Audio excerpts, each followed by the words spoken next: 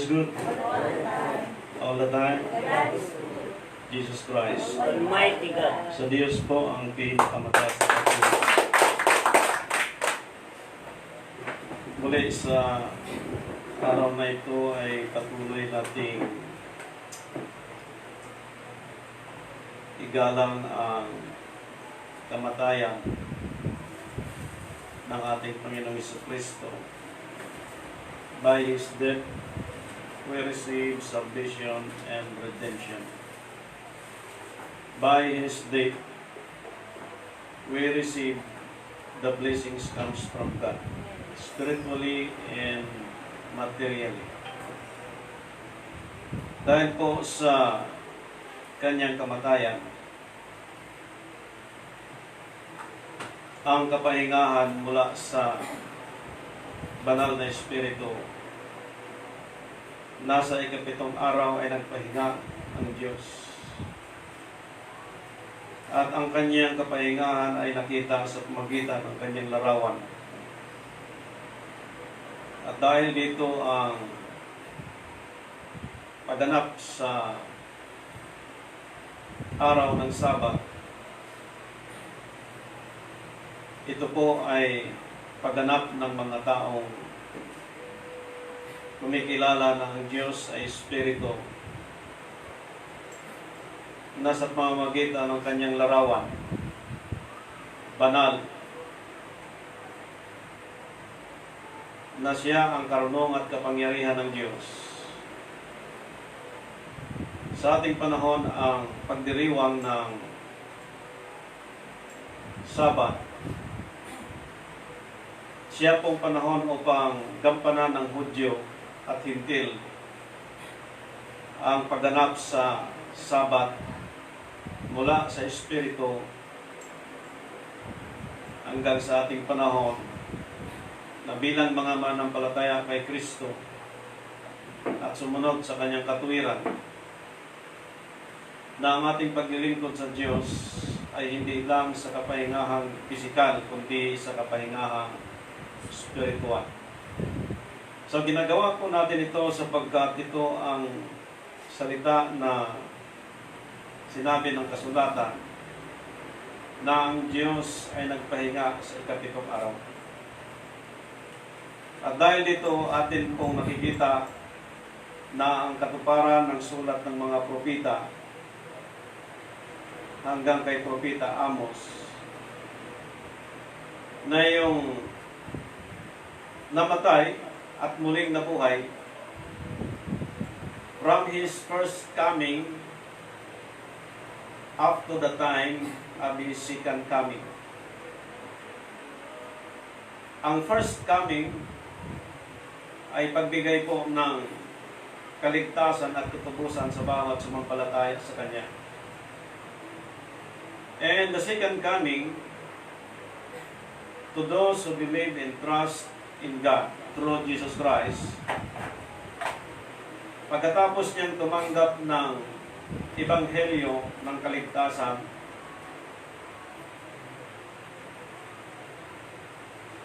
siya po ay susunod sa mga kautusan at palatuntunan ng Diyos, at doon po makikita at maisagawa ang Ebanghelyo ng kaharian ng Diyos. This dispensation of time, from Father time to Sonship time and Spirit time, nakaposisyon po iyong second coming. Nasa panahon po natin, iba ang magaganap sa second coming kaysa first coming. That is why ang ating pong pananampalataya sa Diyos, sa bawat may nagkakilala sa Diyos, hindi po pwede na isa lang alang sa isang tao o sa sino man, maging sa sino mang pastor, kundi doon sa namatay at muling nabuhay. Now, there is only one testimony na may namatay at muling nabuhay. Again, meron din pong isang testimony na kailangan makita na may namatay sa espiritual na kalagayan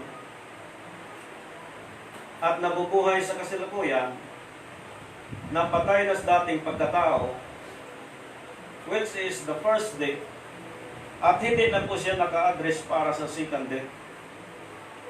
Sapagkat ang second death, yun po ang kamatayan na matatamasa the time of our Lord Jesus Christ was coming up, or the time of His second coming.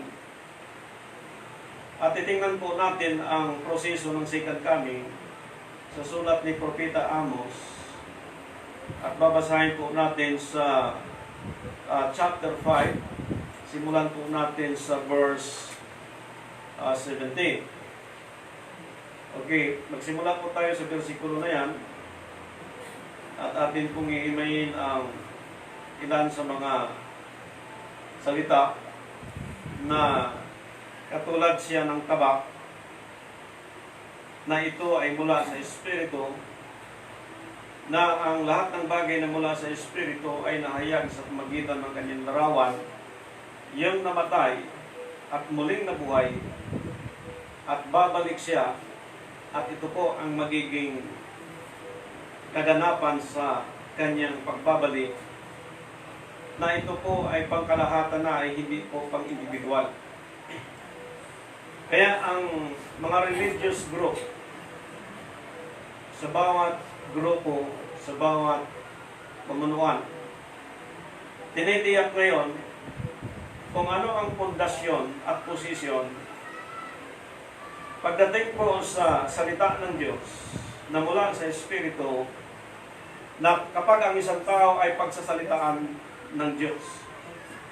So maramdaman ng tao ang time ng second coming of our Lord Jesus Christ, na sa kalagayang Espiritu, ang taglay po niya sa pagparito ay isang katulad ng tabak.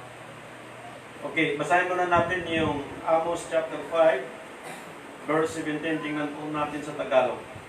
So sino pong may Tagalog Bible, babasahin po natin.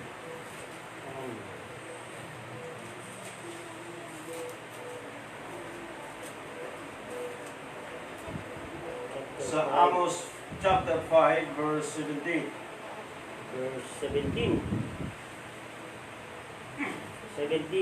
Amen. At sa lahat ng ubasan ay magkakaroon ng panaghoy, sapagkat ako'y daraan sa gitna mo. Sa English Bible. English Bible. Ito. And in all vineyards shall be willing, for I will pass through thee, said the Lord. Pag sinabi pong all, lahat po ay naka-address, maging bansa, maging bawat individual, shall be willing, for I will pass through thee, saith the Lord. Sa gitna po ng istansa, kung napansin po natin, lahat ng ubasan ay magkakaroon ng panaghoy. So ano po yung termino sa English na panaghoy?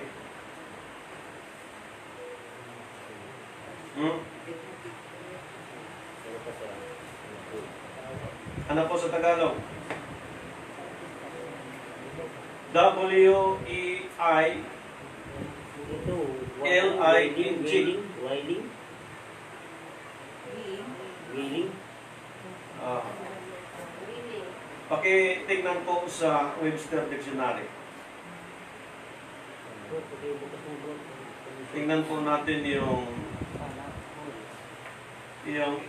definition po ng willing or willing.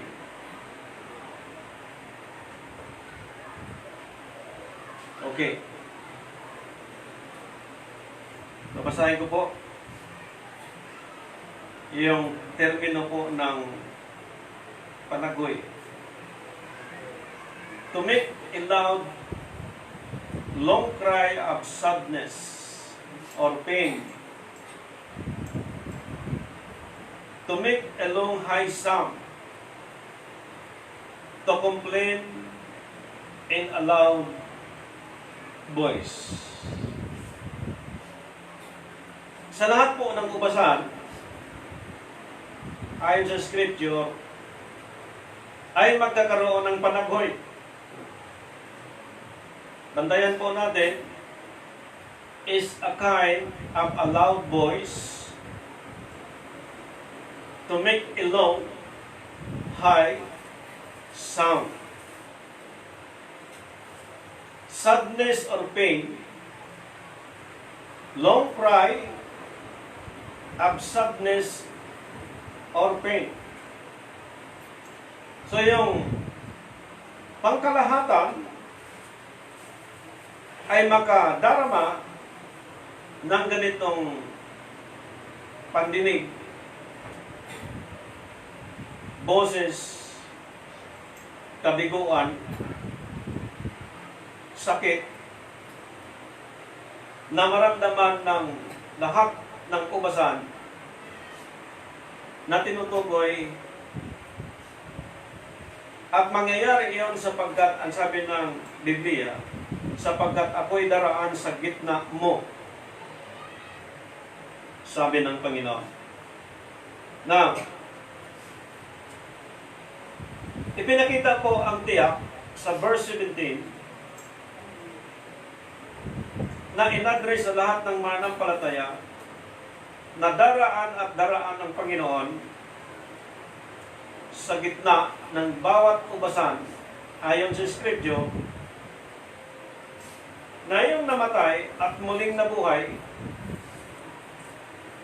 sa pagbabalik niya sa kalagayang espiritu, dadaan siya sa lahat ng ubasan at ang lahat ng ubasan ay magkakaroon ng panaghoy.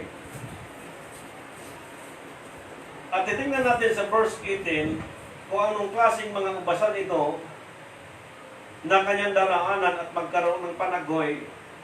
At babasahin natin yung verse 18. Pakibasa po sa verse 18. Saba ninyo na nasa ng kaarawan ng Panginoon. Bakit ninyo ninanasa ang kaarawan ng Panginoon? Kadiliman nga at hindi kaliwanagan. Yeah. Ang binanggit ng Scripture sa bawat ubasan na daraanan ng Panginoon,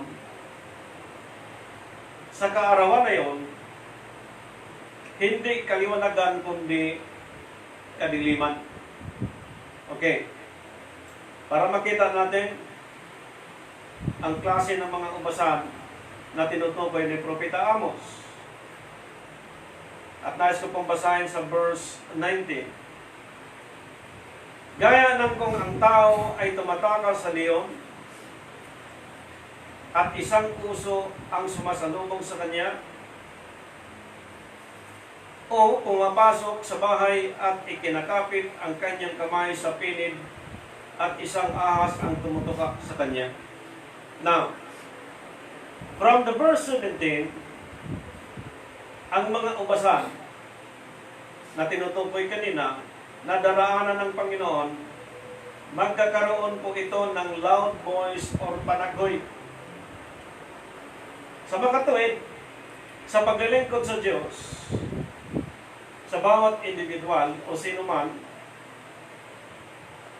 na kapag siya po tumakas at tumalikod sa paglilingkod sa Diyos, ito po ang tinutukoy na isang panaghoy na maranasan ng isang ubasan, sapagkat ang binanggit po ng verse 19, gaya ng kung ang tao ay tumatakas sa leon at isang puso ang sumasalubong sa kanya, o pumapasok sa bahay at ikinakapit ang kanyang kamay sa pinid at isang ahas ang tumutuka sa kanya. Next, verse 20. Hindi baga magiging kadiliman ang kaarawan ng Panginoon at hindi kaliwanagan na totoong madilim at walang ningning. Aking kinaputan, aking ikinahamak ang iyong mga kapistahan, at hindi ako nulugod sa inyong mga takdang kapulungan. So meaning, Ang pangkalahatan po na palaala ni Propeta Amos, nasa gitna ng ubasan ay daraan ng Panginoon at bawat ubasan ay magkakaroon po ng panaghoy na ang mga ubasan na ito at ay tinutukoy, ito yung mga taong tumatakas sa Diyos. Ito yung mga taong tinutukoy ng Biblia na sa mga kapistahan na mga ginagampanan ngayon ng bawat ubasan, ang Diyos ay hindi na malulugod sa mga itinakdang kapulungan sapagkat ang mga itinakdang kapulungan hindi na mula sa Diyos kundi mula na sa tao. Amen. Amen. Iisa lang yung namatay at muling nabuhay at maraming nangamatay na mga leader mula noon hanggang ngayon kasama ng mga propeta at mga apostol, and literally hindi sila nabubuhay liban sa Panginoong Jesucristo. Kaya po, ang second coming na ito, hindi siya katulad ng first coming. Sapagkat ang second coming ay nagbibigay na po ang Diyos ng sukat sa bawat pagkaunawa at pamumuhay at pagkaintindi ng bawat tao sa bawat ginamit ng Diyos upang ituro sa lahat ng tao at itakda sa tamang pagtakda ang bawat kapistahan sapagkat ngayon ang Diyos hindi na nalulungkot. At bakit po? At alam natin, sa panahon po natin, ilang piyesta ang pinaiiral. At kinagisnan po natin ito. At darating yung kapistahan ng Feast of Tabernacle, from Passover up to Pentecost, up to the Feast of Tabernacle, meron pong computation yan in Leviticus chapter 23. At meron mga itinakda ang Diyos na mga kapistahan na itinakda. At ngayon po, nais ng Diyos na ipagpatuloy yan sapagkat ang Israel, bigo sila sa panahon nila. Sapagkat ang kaligtasan ay dumating sa ating panahon. At ngayon po, binanggit ng Scripture, mga kapistahan na hindi na nalulugod ang Diyos sa mga takdang kapulungan. Sa English po, napakalinaw. And I will not smell in your solemn assemblies. Bakit po sinabi ng Diyos? Pag sinabi pong smell, ano ibig sabihin po ng smell? S-M-E-double-E.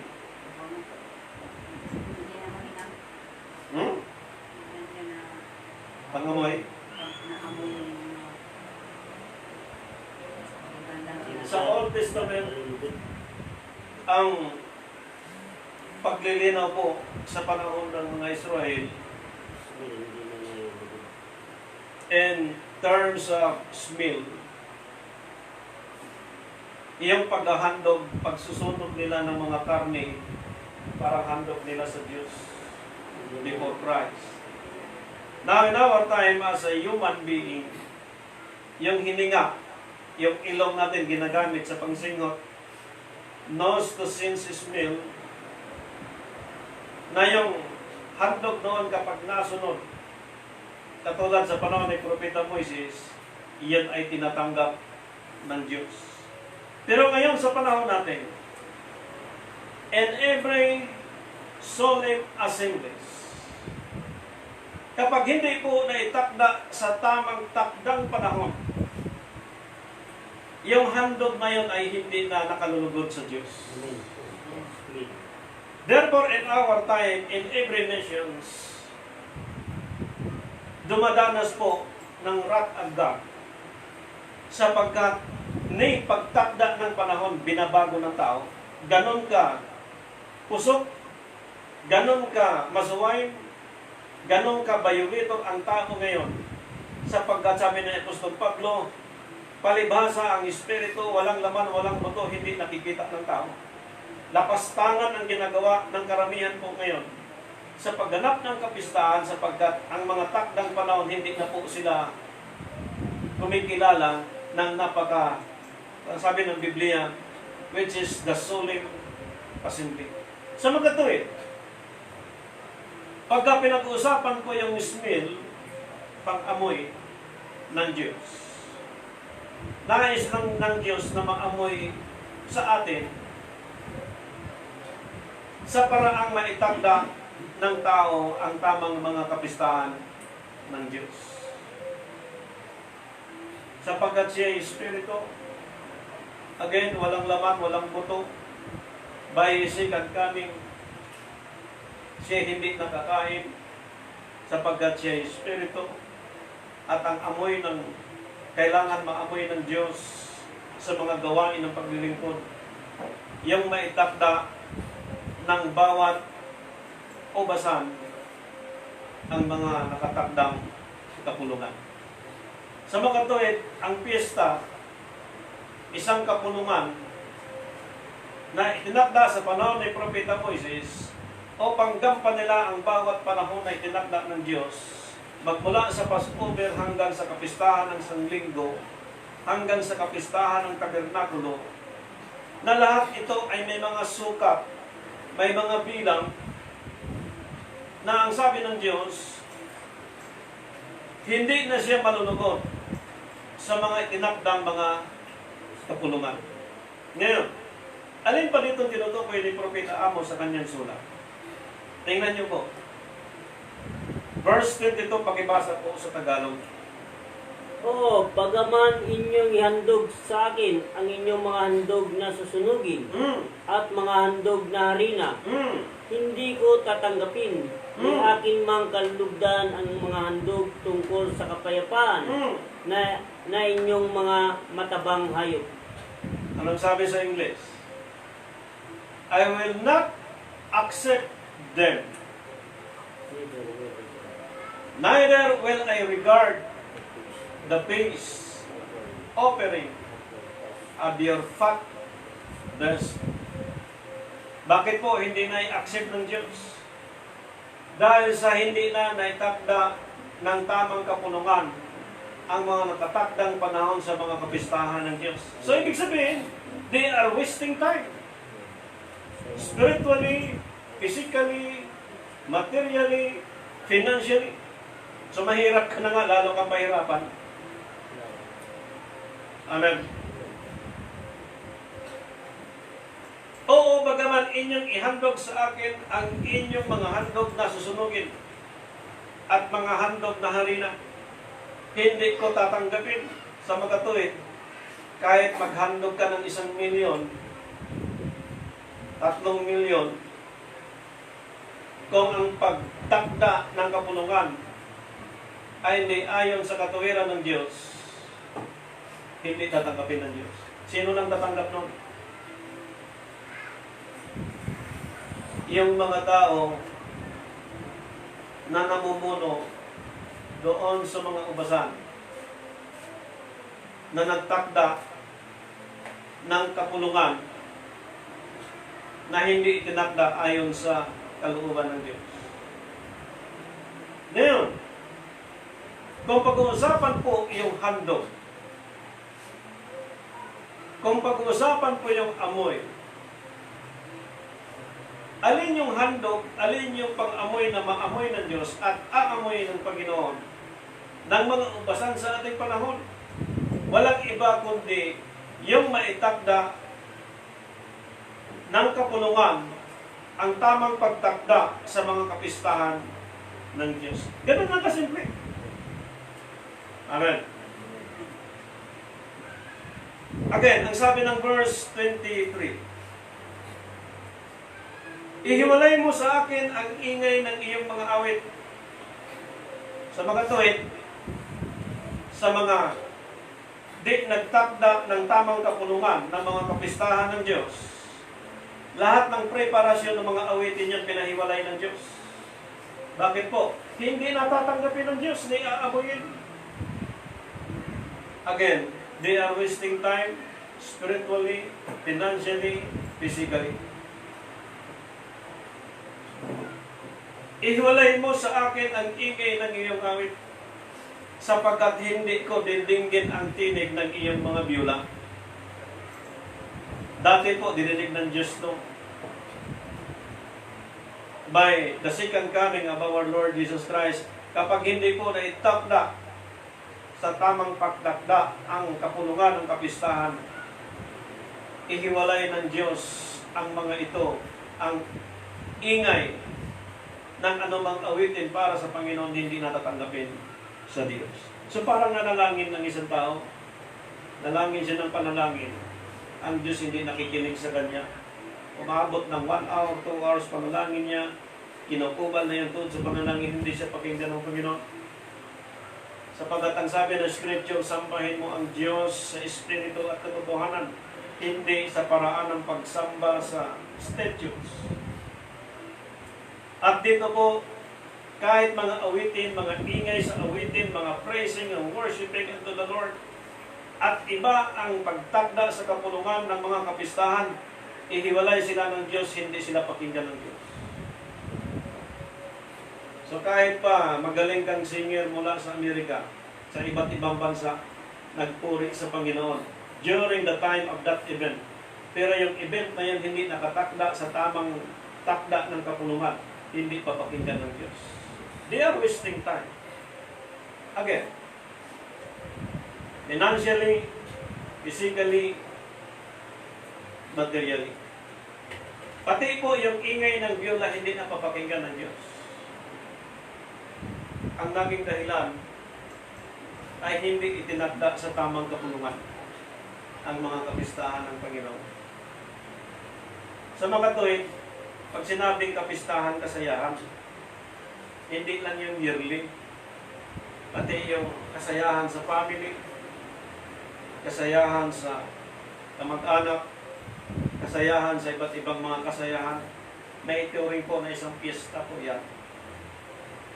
At doon sa mga piyesta like birthday, like wedding, maging mga dibo, eksakto pagdating ng itin po, based on the traditions, kailangan po eksaktong itin idibo ang isang binata o dalaga.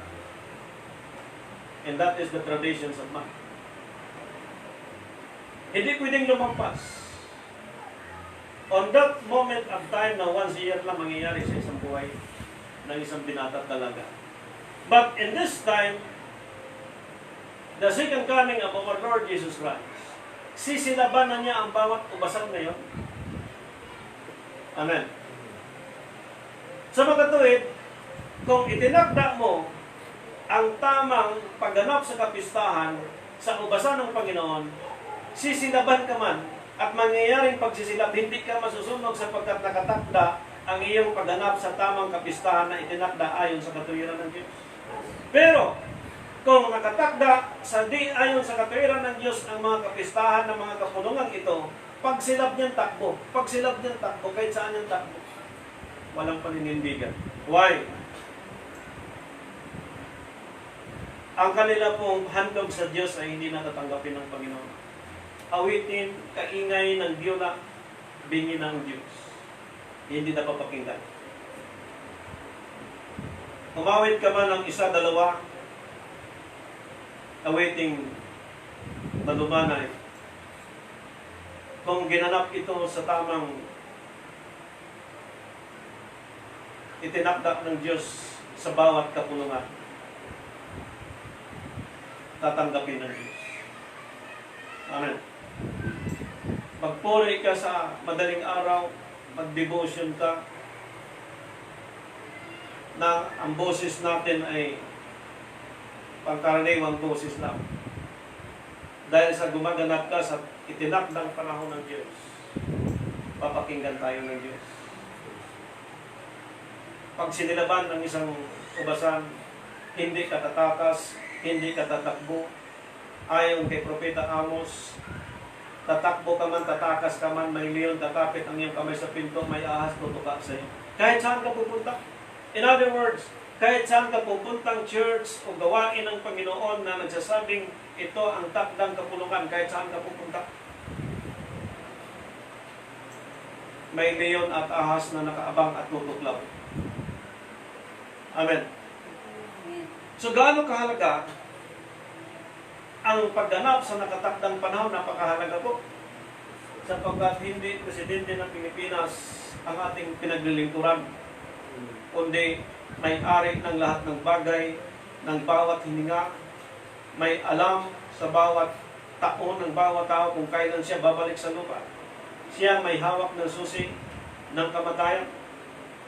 Siya din may hawak ng susi ng buhay na walang hanggan. Ito pong pinag-uusapan natin, sapagkat ang Espiritu hindi nakikita, walang laman, walang buto. Palibhasa, hindi siya nakikita. Ang mga tao hindi naniwala. At ang tao na nasusunod hindi na ang Diyos.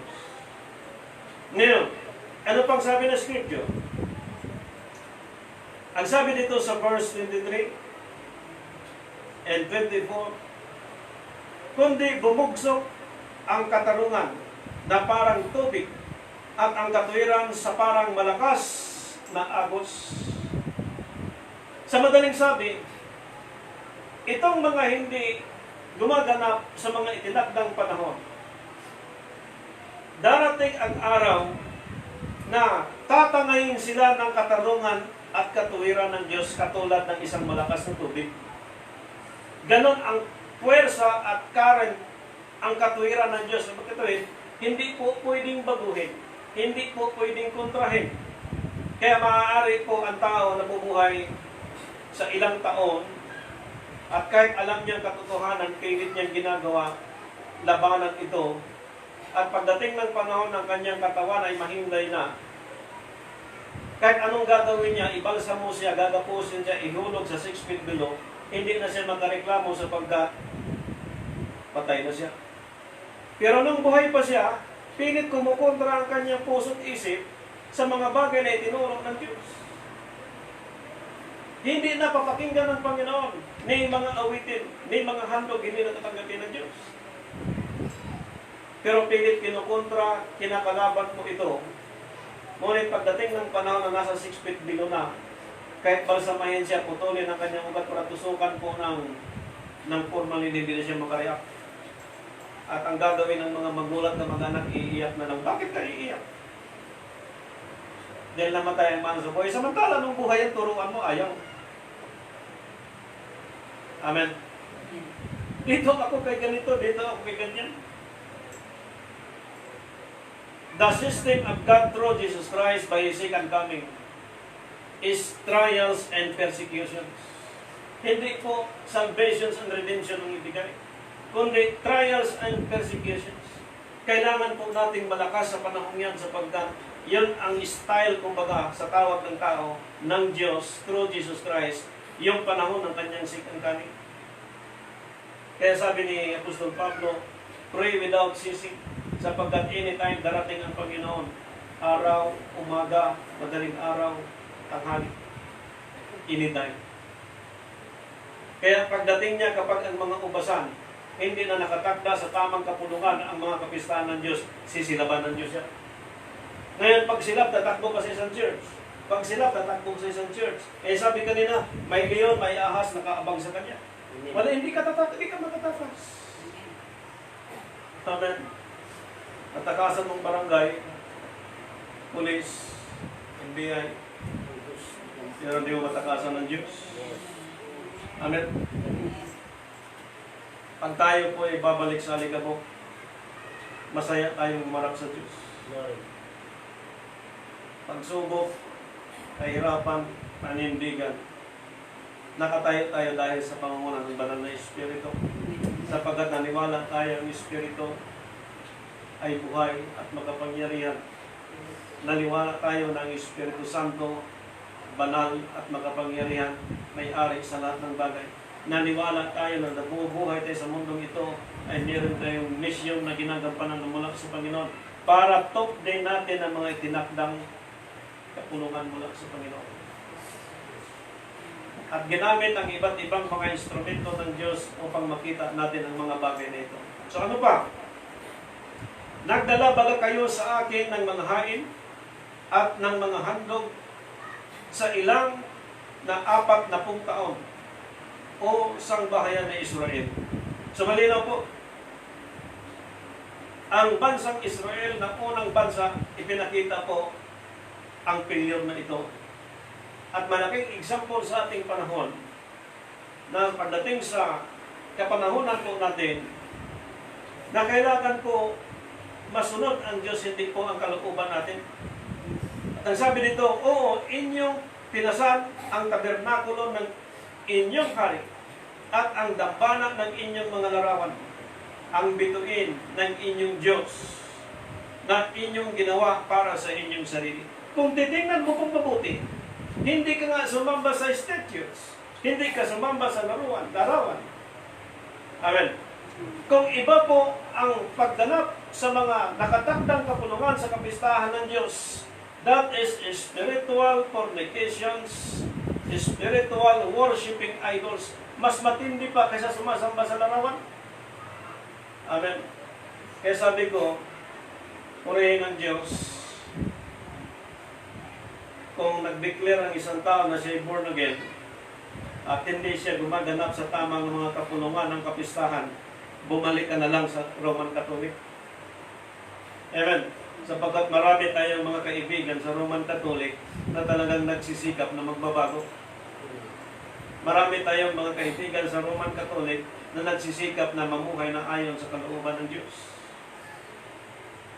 Ngunit sa panahon po natin as a born-again Christian, except among the born-again, you cannot enter the kingdom of God. Para po hindi maituring na isang spiritual idolatry, gagampanan po natin ang kapistahan ng Diyos sa mga itinakdang kapulungan na mula sa Diyos. Amen. Now, dito po sa last verse, tingnan po natin. Hallelujah. Kaya't kayo aking papasukin sa pagkabihag sa dako roon ng Damasco, sabi ng Panginoon na ang pangalan Diyos ng mga hukbo. In history, from Israel time up to the present, kung titingnan po natin, bago maging isang bansang Pilipinas ang ating bansa, hindi po agad ito na-recognize as a Philippine Republic. Dumaan mo na ito ng Spanish time, Japanese time, at ilan sa mga panahon hanggang sa kasalukuyan, nakikita natin na ang ating pong Pangulo sa bansang ito, pag ilan siya mula nung una, nakikita po natin ang Philippine Republic ay sinisikap na ma-reconcile ang bawat syudad sa bawat bansa, sa bawat individual, lalo na sa kasalukuyan. Sapagkat ang Pilipinas po ay bukod na sa mga bansang katulad ng ibang bansa na sinasakop, na dati ang Amerika ay sakop siya ng British, ngayon po ay naging independent ang United States at Amerika. Kaya ang pagiging independent as a Christian, ipinakita po natin sa tulong ng banal na Espiritu na itong namatay ay muling nabuhay. From His first coming up to His second coming, niloob ng Diyos na may mga taong gumaganap sa tama pong mga kapistahan sa bawat kapulungan na mga itinakda ng Diyos. Sa makatuwid, mahirap ka at simple ang iyong pamumuhay kapag tama ang iyong paglilingkod sa Diyos, tama ang mga itinakdang kapulungan mula sa kapistahan ng Paskwa, Sangbinggo at sa Kapest at Tabernacle, maituring ka na isang malayang tao, maituring ka na isang malayang bansa at hindi ka alipin sa anumang bansa, sa sino mang tao, malaya ka sapagkat ginagampanan ng mga taong ito ang mga itinakdang mga kapistahan ng Diyos.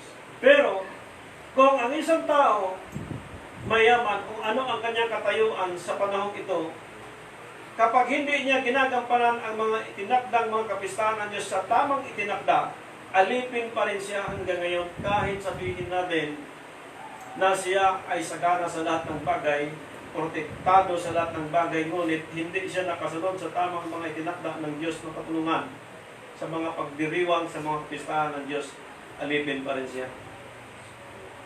Now, in every independent person, in every individual, in our time, maghandog ka sa Diyos, magpuri ka sa Diyos, magluwalhati ka sa Diyos, gumaganap ka ng mga sabat kay Kristo, sa pagkabuhay na magmuli, maging sa mga kapistahan, magmula sa Passover hanggang Pentecost, hanggang Feast of Tabernacle, lahat yan kapag ginagampanan siya ng tamang pagganap sa bawat kapistahan, nalulugod ang Panginoon at tatanggapin niya yan.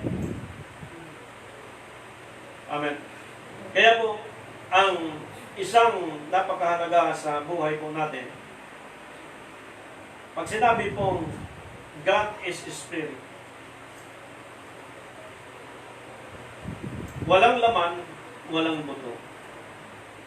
Pag sinabi pong tabak ng Diyos, swords, which is the Word of God, yung Spirit na hindi nakikita, na siyang mag-lead sa kanyang mga lingkod para ituro ang lahat ng bagay at ipaalala ang lahat ng bagay, using the Word of God, the swords of God, which is the Word of God. Literally, maramdaman ng tao ang pagkilos ng Diyos sapagkat bayisikan kami, ayon sa binasa natin kanina, kung siya po'y hinihintay, hindi siya darating. Amen. At kung darating siya, ang panahon po niya ay may dala po siyang tabak. So wala pong makakatago, walang exempted, walang makakaiwas, sapagat ayon sa Scripture, ang tabak ng Diyos ay magkabilang talim. Amen. Sa kaliwa, sa kanan. Kahit saan ka magtago, kahit saan ka magkubli, ang tabak ng Diyos ay nakahanda na po para putulin ang ugnayan ng tao sa sanlibutan, sa gawa na laban sa Diyos.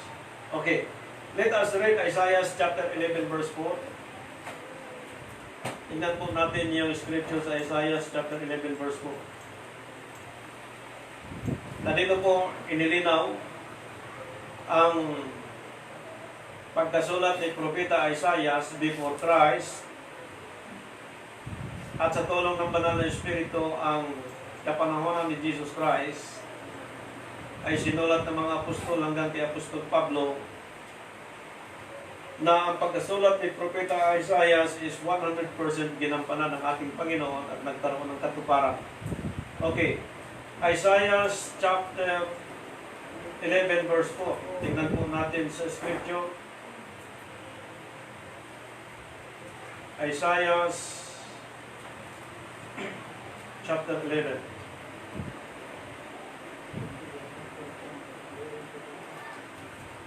Tingnan po natin sa Old Testament. Sa aklat po ng Isaiah. Hallelujah.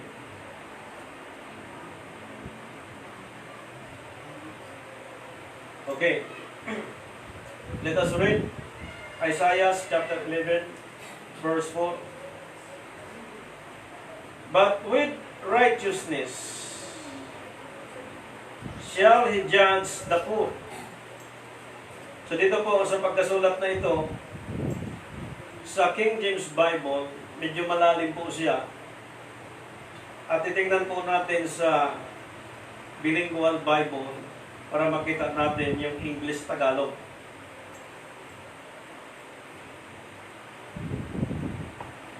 And reprove with equity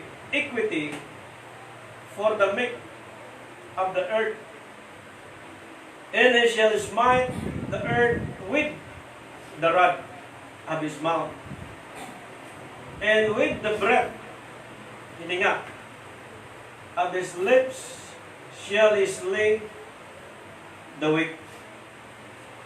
Kundi hahatol siya ng katuwiran. Sa makatuwid, Amos chapter 5, ang mga nakatakdang kapistahan sa bawat kapulungan, sa bawat ubasan,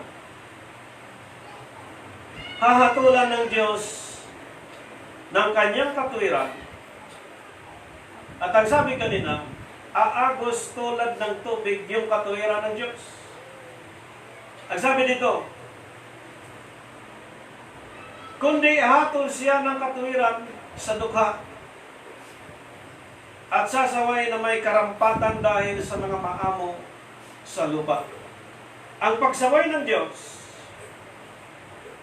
by His second coming, gagawin niya sapagkat may mga taong gumaganap sa kanyang ubasan na itinakda sa tamang panahon na ang mga taong ito ay maamo na narito sa ibabaw ng lupa. So yung mga taong ito na ginamit ng Diyos para ang katuwiran ng Diyos ay magkaroon ng katuparan, hindi ito ginawa nila sa kanilang sarili, kundi ito ay utos ng Diyos, ito ay salita ng Diyos na sinulat ni Propeta Isaiah, na kaya gagawin ng Diyos ang paggamit ng kanyang tabak dito sa second coming of our Lord Jesus Christ, sapagkat may mga taong maamo na nabubuhay dito sa lupa. Anong gagawin niya? At sasaktan niya ang lupa ng pamalo ng kanyang bibig, at ng hinga ng kanyang mga labi ay kanyang papatayin ang masasama. Ayon po sa scripture in English Bible, and with the breath of his lips, hininga, shall he slay the wicked. Papatayin ng Diyos ang sinumang hindi gumaganap sa mga itinakda ng mga kapistahan ng Diyos. Ang sabi niya dito, and reprove with equity.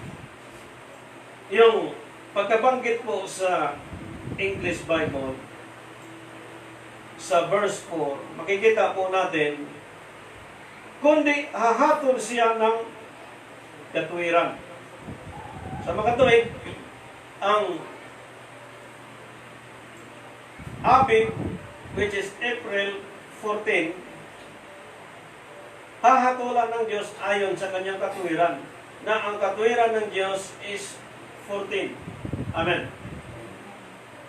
Kapag ginampanan po siya sa bilang na hindi ayon sa itinakdang bilang na itinakda ng Biblia, hahatulan din po siya ayon sa katuwiran ng Diyos. At sasaway na may karampatan dahil sa mga maamo sa lupa.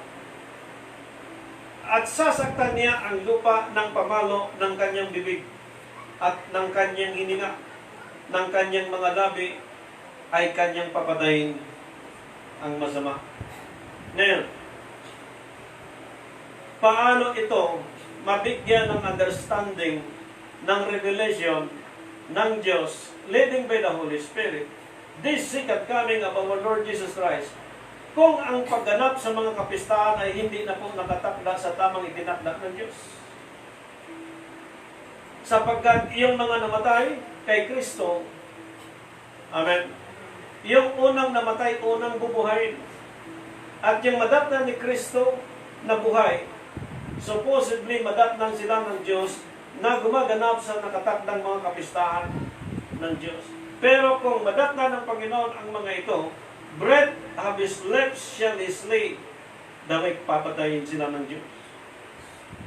Ayon sa Scripture, at ang hinga ng kanyang mga labi ay kanyang papatayin ang masama. Ngayon, ako hindi magpatuloy sa kasamaan at tayo hindi magpatuloy sa kasamaan, sapagkat nag-order ang Diyos ay papatayin niya. Okay, next scripture. Sa sulat ni Apostol Pablo, tingnan po natin sa kanyang sulat, sa aklat po ng Ephesians chapter 11, Ephesians chapter 6, verse 17. Anong sabi ni Apostol Pablo sa kanyang sulat? This time of the second coming, bilang isang espiritu, at ang espiritu walang laman, walang buto, using by His words. Ano pong utos? At magsikuha rin naman kayo ng turbante ng kaligtasan at ang tabak ng Espiritu na siyang salita ng Diyos. Sa mga tuwid, hindi na po pwede na i-memorize ang salita ng Diyos. Hindi na po pwedeng naalaala mo lang ang salita ng Diyos, pero yung sinabi na yun ay hindi mo tinutupad. Amen. Using by the swords of God, which is the Word of God, tabak ng Espiritu na siyang salita ng Diyos. Pinakuha po tayo and take the helmet of salvation. Ang batas sa panahon po natin, in terms of helmet, no helmet, no trouble. Amen. Sa ating panahon spiritually, no helmet, no spirit. Mali ang pagtakda sa takdang kapulungan sa kapistahan ng Diyos. Walang Espiritu ng Diyos. Walang banal na Espiritu ng Diyos. And take the helmet of salvation. Helmet of salvation, ibig sabihin, sa panahon natin, kapag mayroong ang helmet ay mag-sticker, kailangan po may quality yung helmet na yan. Sapagkat, kung hindi, konting bagsak lang po, biyak. Amen. Sa ating panahon, the helmet of salvation, which is the Word of God, kapag may helmet po tayo na may quality, kahit mabagsak, matisod, makarinig ng masakit na salita, matigas ka pa rin sapagkat matibay yung helmet mo. Amen. Hindi ka matitisod, hindi ka manghihina, hindi ka mapikon, hindi ka magagalit, maiinis sapagkat yung helmet mo ay mula sa Diyos at ang helmet ito ay may quality. At kapag yung helmet ay walang quality, konting pagsubok, konting problema, financial, spiritual, physical, tisod na. Sa mga katuwid, ang mga helmet na ito, walang sticker na mula sa Diyos. Walang quality, mahina, hindi durable. Subalit, ang tinutukoy ng Biblia na maging matatag at matibay ang helmet na ito kapag ginagampanan ang mga kapistahan ng Diyos sa tamang nakatakdang panahon. Amen. Mahirap pa gawin yun? Mahirap po sa may mga trabaho. Mahirap sa may mga obligasyon sa company. Amen. Mahirap kapag meron kang amo. Mahirap kapag meron kang araw-araw na trabaho. Kaya tayo, sa panahon po natin, na binigyan tayo ng pagkakataon ng Diyos, ng oras, ng araw, ng bawat minuto upang tayo ay makadalo at patuloy na maglingkod sa Diyos at ma-improve natin yung kadakilaan ng Diyos na namuhay sa buhay po natin. Ipapakita po natin sa Diyos na tayo ay meron pong helmet ng salvation through Jesus Christ, na yung Panginoong Jesucristo na ito, na siyang namatay para sa akin at sa lahat ng sumampalataya sa Kanya, muling nabuhay, at iyong pagkabuhay na magulit, babalik siya sa panahon ng pangalawang pagbabalik, at pagbalik niyang ito, dala po niya itabak na. Amen. At hindi siya katulad po ng helmet na gawa lang ng sino man. Mismo ang helmet na ito ay mula sa Panginoong Jesucristo. Hindi sa mga pastor, hindi sa mga bishop o kanino man. Mula sa Panginoong Jesucristo. Ang nag-issue po niyan, hindi tao, kundi Diyos. Ngayon, Diyos ay Espiritu, walang laman, walang buto. Kung hindi mo itinakda sa tamang kapulungan, paano ka i-issuehan ng Diyos ng helmet of salvation? Ang salvation po, hindi lang to receive the salvation that we can enter into the kingdom of God. We receive salvation by faith, by mind, not only by that. Kundi we receive salvation because we believe our God is a Spirit. We receive salvation because we follow the law and ordinance of God. After the gospel of grace, we can enter the gospel of the kingdom because the gospel of the kingdom, that is the kingdom of our Lord Jesus Christ. Nasa loob ng kaharian na yan, may tabak po. Kaya kung mapansin po natin ang Eden, nung sa panahon ni Adan, nung sinuway nila ang utos ng Diyos, yung puno po na pagkakilala ng masabat mabuti, nilagyan po yan ng kerubin. ginugwardyahan na may hawak na tabak. Ngayon, paano mo malapitan yung puno na yun na may bantay na kerubin? Upang makakain ka sa bunga ng puno na yun at mabuhay ang tao sa kasalukuyan na walang kamatayan pag nakakain siya sa bunga na yun. Amen. Hindi lahat po makapunta sa puno na yun at kakainin niya yung bunga ng ganun-ganun lang kadali. Unless na meron siyang helmet ng kaligtasan mula sa Diyos at magitan ng ating Panginoong Jesucristo. Na yung taong ito naniwala na ang Diyos ay Espiritu, na yung taong ito naniwala na kasulat sa Biblia ay mula sa Diyos, na yung taong ito gumaganap sa nakatakdang kapistahan mula sa Diyos.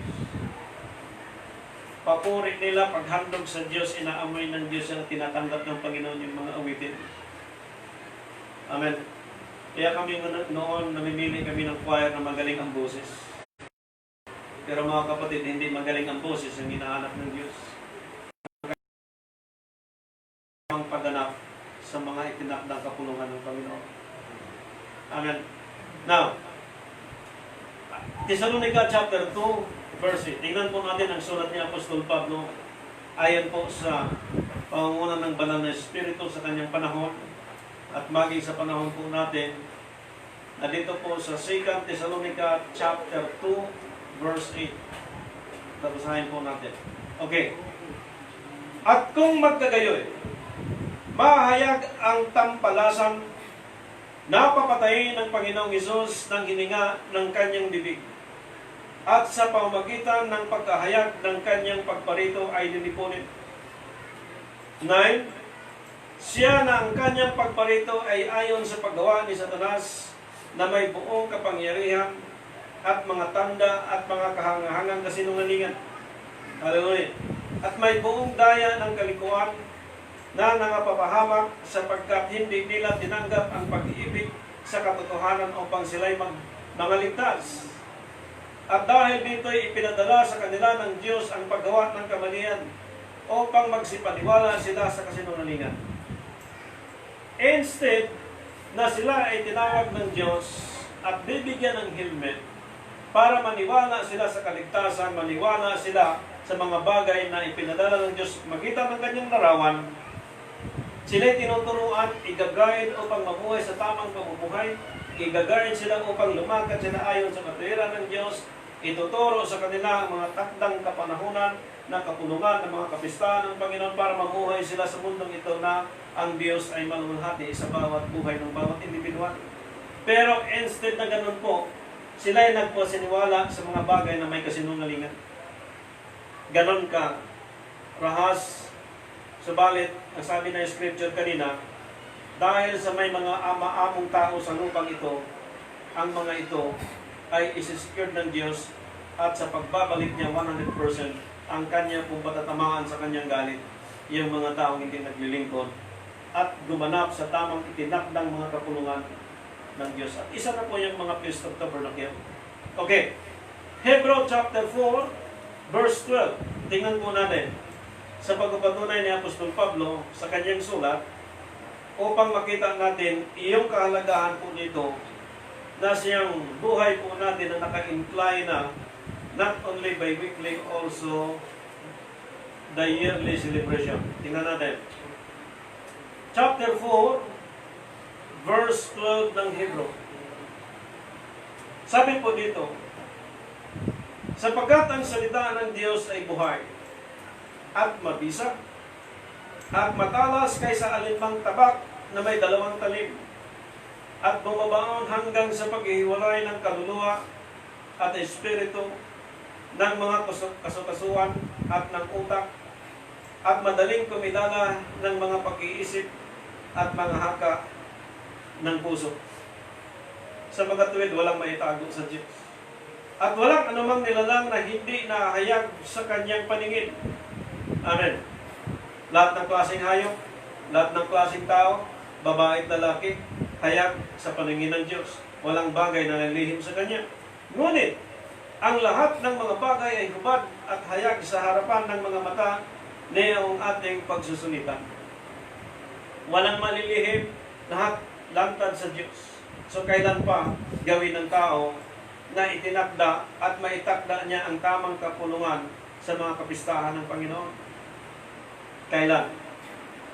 Yamang ang tao ay mayroong isang lubhang dakilang saserdote na pumasok sa kalangitan, si Jesus na anak ng Diyos, ay ingatan nating matibay ang ating pagkakilala. Ang pagganap sa mga kapulungan na mga itinakda ng Diyos ng mga kapistahan, ay ingatan nating matibay ang ating pagkakilala. Amen.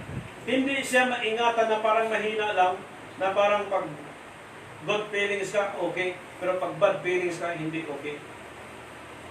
Hindi po maingatan na parang pag hindi masunod ang gusto mo, ayaw mo. Pero pag masunod ang gusto mo, masigla ka. Which is wrong. Amen. Ayon sa Scripture, great high priest that is passed into the heavens, Jesus the Son of God, let us hold fast our professions. So, our professions, your professions, our professions, kailangan po ang tawag ng Scripture, let us hold fast our professions. Profession.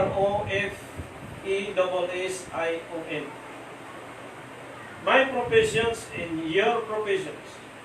My service unto the Lord, my professions also unto the Lord, your service unto the Lord, your professions unto the Lord.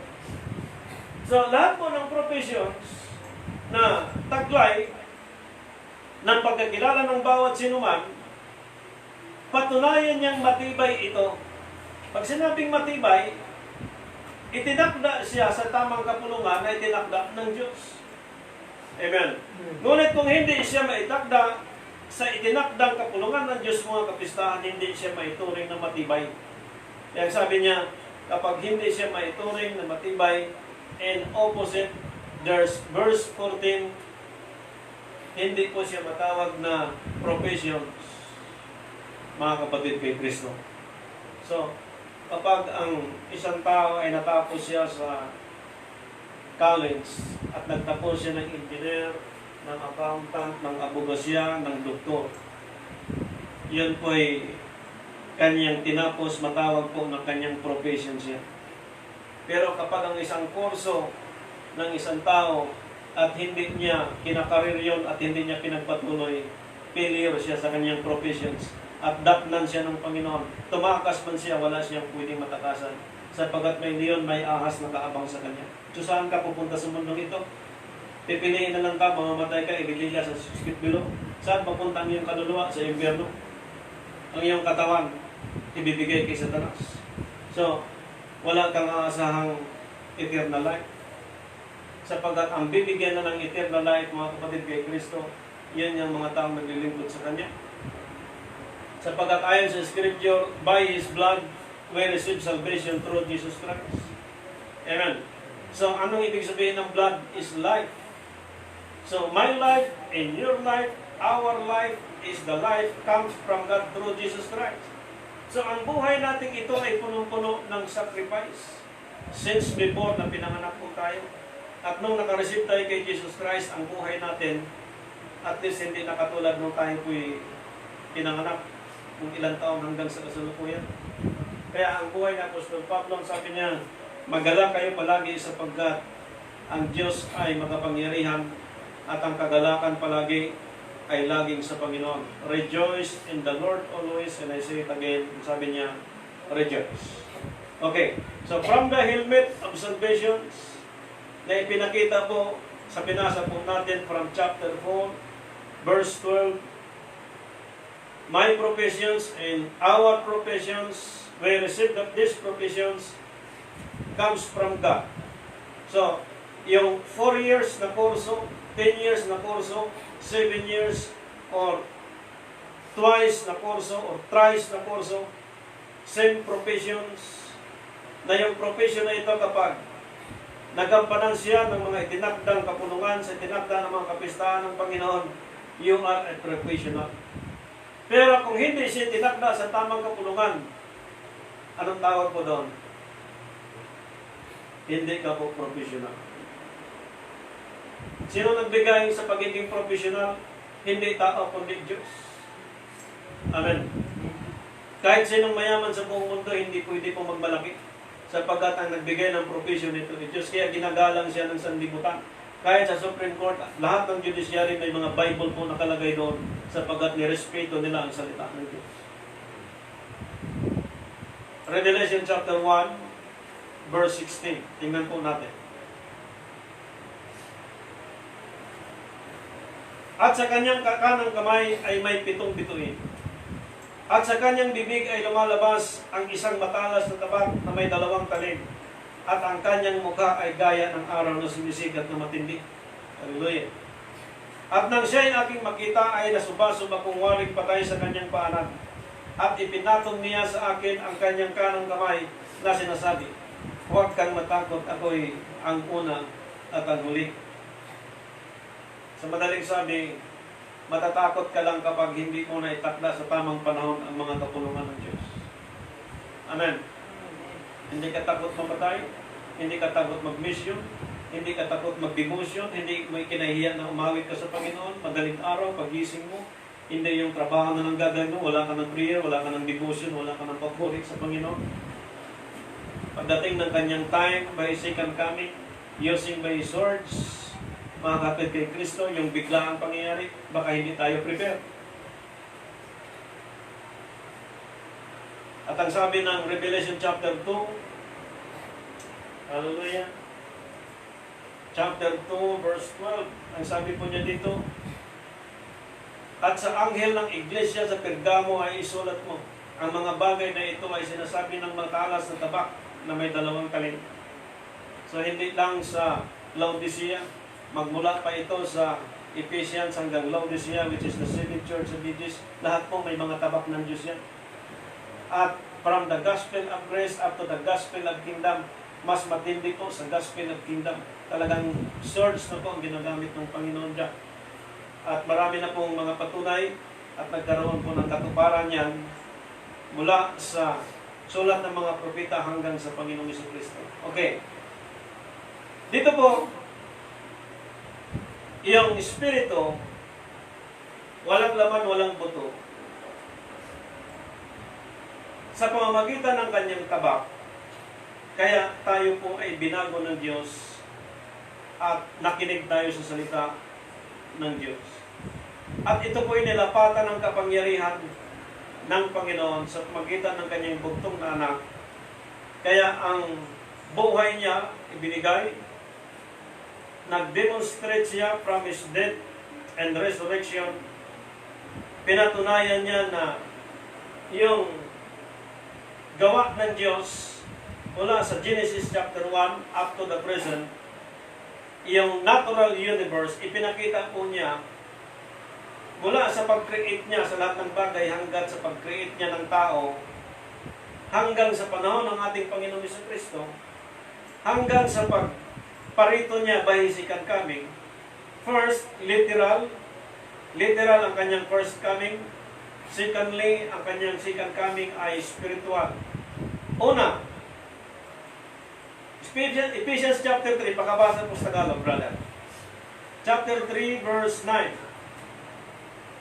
Sa Ephesians po, chapter 3, verse 9. Sabi dito, at may pakita sa lahat ng mga tao kung ano ang magiging katiwala sa hiwaga na sa lahat ng panahon ay inilim ng Diyos na lumalang ng lahat ng mga bagay. Anong sabi? Maipakita sa lahat ng mga tao kung ano ang pagiging katiwala sa hiwaga na sa lahat ng panahon ay inilihim ng Diyos na lumalang ng lahat ng mga bagay. Ibig sabihin, kung inireveal sa iyo, inaunawa sa iyo, lihim ito na mula sa Diyos na ipinahayag sa iyo. So pag pinahayag sa iyo, kailangan mo po sundin yung itinakda ng Diyos ayon sa mga natatakdang kapulungan sa mga kapistahan ng Diyos. So isang pagpapala ito na yung lihim ay inihayag ng Diyos sa kanyang lingkod. at sa ating panahon doon sa kanyang lingkod na maamo dito sa lupa, na yung mga lihim na ito sa mga tao, ihahayag ito sa kanyang mga lingkod. Kaya ginawa ito ng Diyos doon sa kanyang mga lingkod, sapagkat gagawin ng Diyos ang mga taong ito na katulad doon sa mga taong maamo dito sa lupa na nabubuhay sa ibabaw ng mundo ito. So hindi siya pwedeng takpan ng tao, hindi siya pwedeng itago ng tao. Kapag nilantad siya ng tao, hindi ito gawa ng tao, kundi gawa ito ng Diyos sapagkat ang taong ito ay maamo sa paningin ng Diyos. Amen. Amen. Amen. Created all things by Jesus Christ. Inilihim ng Diyos na lumalang ng lahat ng mga bagay. Word hath been hid in God, who created all things by Jesus Christ. Let us continue. Hebrews chapter 1, verse 1. Tungkol po sa ating Panginoon si Kristo, Christ meaning the anointed one, the holy one. Now, in our time after death and resurrection through Jesus Christ, mahalaga po yung death. Mahalaga din po higit sa lahat yung resurrection. So, Christ lived like Christ, Colossians those size. So, as Christ, spiritually in our time, paano ka gumanap sa mga itinakdang mga kapulungan ng Diyos, mga kapistahan? Ano po ang iyong pagganap sa mga panahon na itinakda ng Diyos? Biblical ba o hindi? Okay. Hebrews chapter 1, verse 1. Tingnan po natin ang sulat ni Apostol Pablo sa Hebrews chapter 1. Hallelujah. Okay.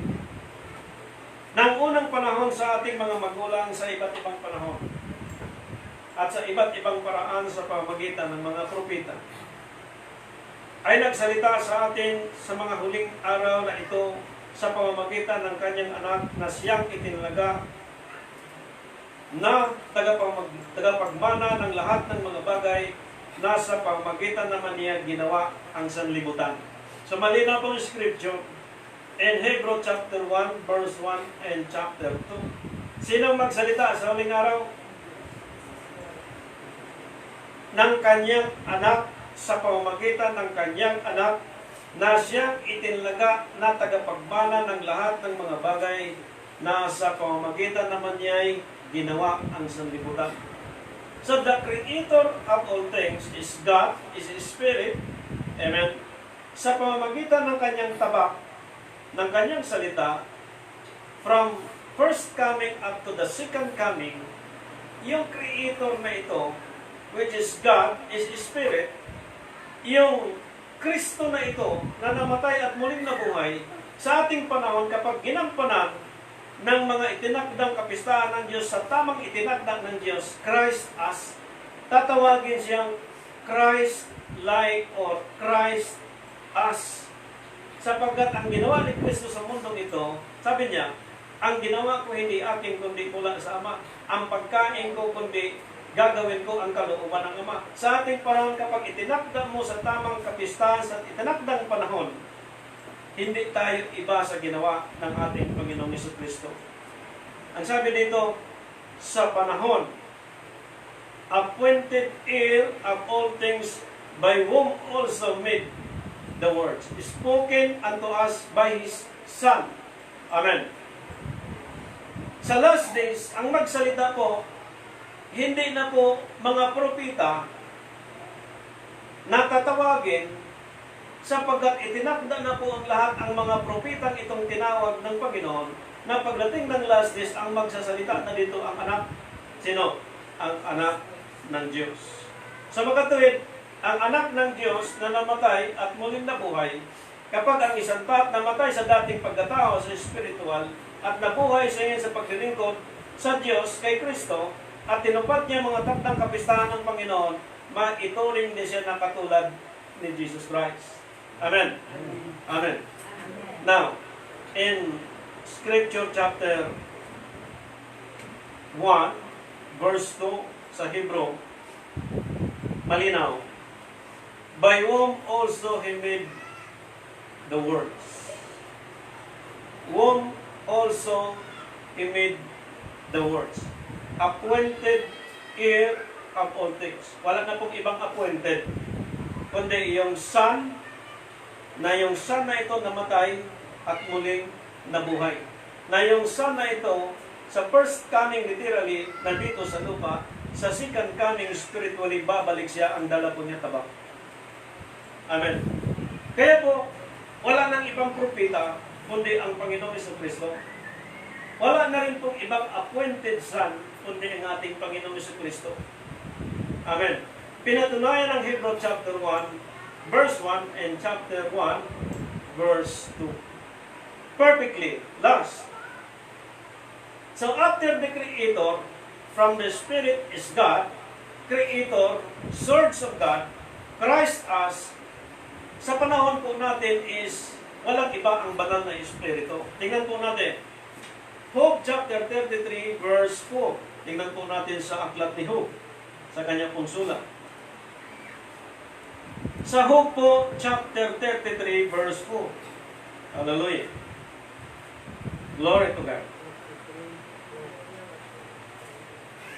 Nilalang ako ng Espiritu ng Diyos, at ang hinga ng makapangyarihan sa lahat ay nagbibigay sa akin ng buhay.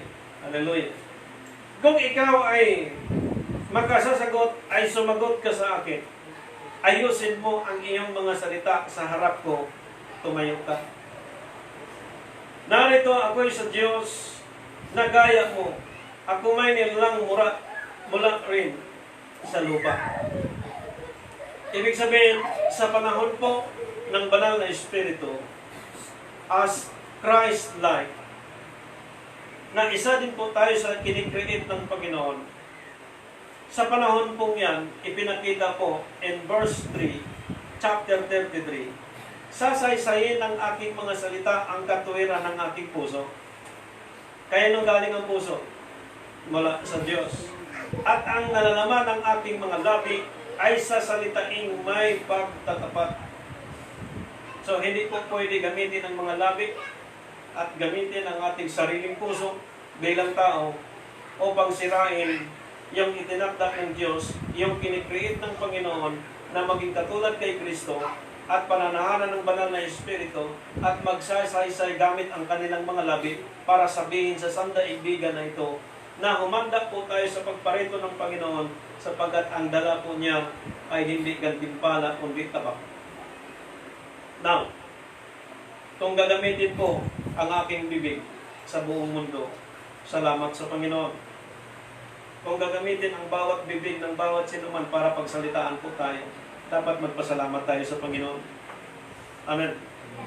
Kung gagamitin ang bawat lalaki at babae para pagsabihan po ang sinuman at turuan ang sinuman, huwag tayong magre-react sapagkat yun pa ay mula sa Diyos at sinabi yan para malaman ng tao, ang bawat individual na ikokorek tayo ng Panginoon, hindi ang tao ginamit na po ang bibig nila. Iyon po ay sinulat ni Job sa kanyang panahon. Again, sinulat din po ni Haring David ito. Sa 104, tingnan po natin, sa Psalms 104. Ayon po dito sa sulat na ito, sa Psalms 104 verse 30. Ayon po dito. Iyong sinugo ang iyong espiritu, sila'y nangalalang at iyong binabago ang balat ng lupa. Manatili nawa ang kaluwalhatian ng Panginoon kailanman. Magagalak nawa ang Panginoon sa kanyang mga gawa. Sa panahon po natin ngayon, sa kapanahonan ng Espiritu, na wala ng paggalang sa Diyos, sapagkat siya Espiritu, walang laman, walang buto. Kapag ginagampanan po siya sa tamang itinakdang panahon ng kapunungan, ng mga kapistahan ng Panginoon, sa mga tuwid, katulad siya ni Kristo, na kinikreate siya ni Kristo, upang gampanan siya sa panahon ito, literally, na ang utos ay mula sa Espiritu, nang sabi ng Scripture, na binasa po natin, malinaw, iyong isusugo ang iyong espiritu, sila'y nangalalang at iyong binabago ang balat ng lupa. 31, manatili nawa ang kalawalatian ng Panginoon kailanman. Magalak nawa ang Panginoon sa kanyang mga gawa. Purihin ang Diyos na ngayon nag-celebrate po tayo sa Christ Sabbath. Bukas po ay patuloy natin gampanan ang Day of Resurrection by His death and resurrection. Sa bawat mga itinakdang araw, mga taunan, mga kapistahan, mga pizza, sa simpleng ipinakita ng Diyos na competition, nawa, magalak nawa ang Panginoon sa kanyang mga gawa sa pamamagitan ng bawat isa sa atin na tinawag ng Diyos upang gampanan ang kanyang mga tungkulin na itinakda sa atin upang mapatunayan sa buong mundong ito na merong mga maamong tao na bubuhay sa ibabaw ng mundo.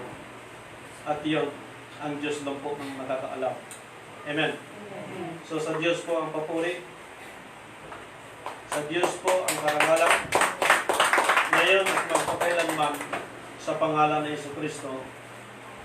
God bless us all and happy Christ Sabbath. Good day.